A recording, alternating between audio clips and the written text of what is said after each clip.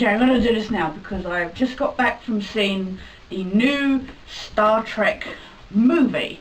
And I know if I don't say it now, by the time I do the vlog tomorrow or whatever, I'm going to have gone beyond the emotions and that it evoked.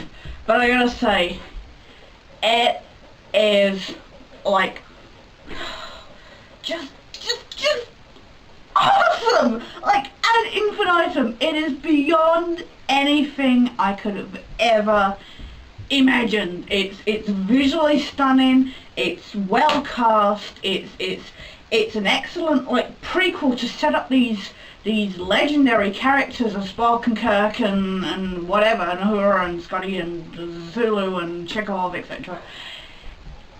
It's just, I mean, the casting of it, I mean, honestly, the guy, God, who is it, Eric Banner or whatever, the guy who plays Kirk, he got so Shatner-esque at times, it was positively creepy. There's the little kind of nods to the original characters that makes your little geeky heart go mad. You could just sit there and you're like, oh, please say this line, please say this line. Even right down to Kirk, Spock's fascinating to Scotty's I'm giving her all she's got, and of course you gotta have a dilithium reference in there, and see,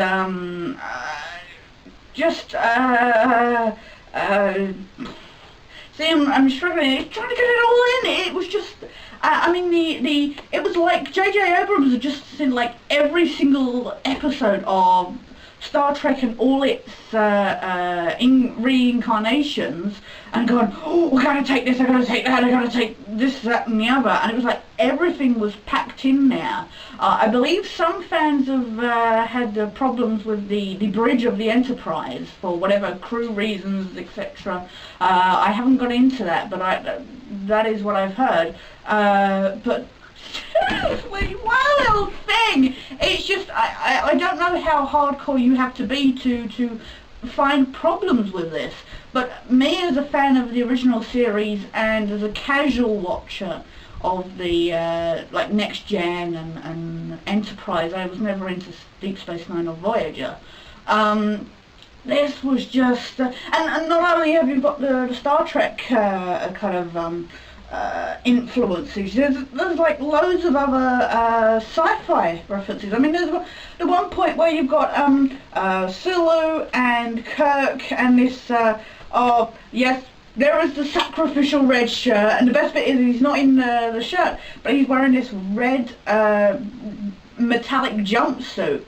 As they're jumping down onto this satellite dish kind of thing. It's a mining drill kind of thing, but it blocks out all communication with other ships, etc. So they're jumping down, they've got to land on this thing to, I don't want to give spoilers, because I know, you know, it's literally just been released and there's a lot of people who still haven't had a chance to go see it. But they got to land on this mining thing to destroy it. And the sacrificial, the guy in the red, you know, has to be the wild boy that, you know, I'm not going to open my parachute until the last minute. Oh, shit. So he's wearing the red suit, and but it was the suits that they're wearing, which were awesome because they like open the parachute and then you don't lose the parachute, it like sucks the parachute back in again.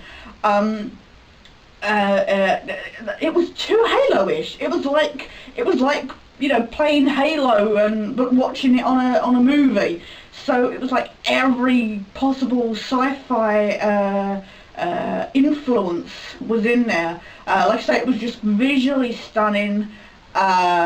Just, you know, there was nothing cheesy about it, but it was nothing over the top, which I think was a problem with the later Star Trek movies.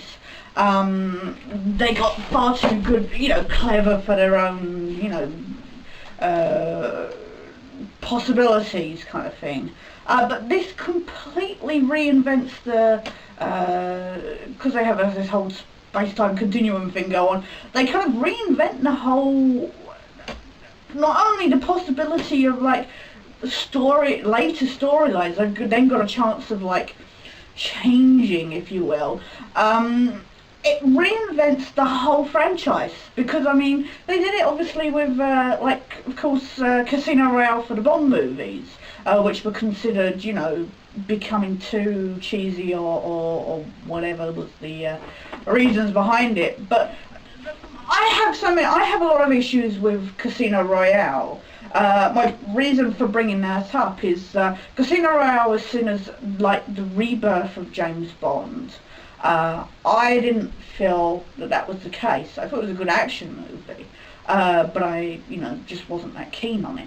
So when you then get a movie come along and they say it's a prequel, and you think, oh, that's the word that immediately sets off alarm bells, because you get worried, because it's like, oh, so we're going to take these characters, we're going to take some like setup, you know, character backgrounds, and kind of try to fit everything into.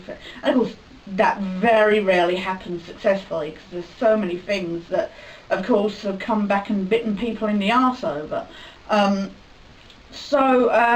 But also, you know, it's taking what is considered just classic material and reproducing it. And of course, especially with the technology now, it's very easy to go, because of course we've had Transformers and just, you know, all the other action movies, it can become too repetitive.